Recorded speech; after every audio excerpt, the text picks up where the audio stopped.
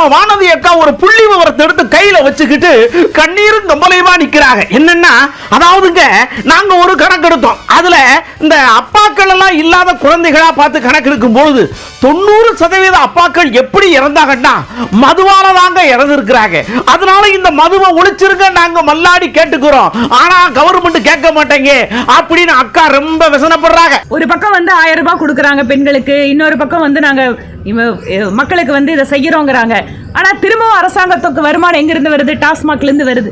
நான் இதற்கு முன்பாக கூட ஒரு ஈவெண்ட்ல, மோடியின் மகள் ஈவெண்ட்ல சொன்னேன், இளம் விதவைகள், அப்பா இல்லாத பெண் குழந்தைகளுக்கு நாங்க நிகழ்ச்சி நடத்துறோம் வருஷம்.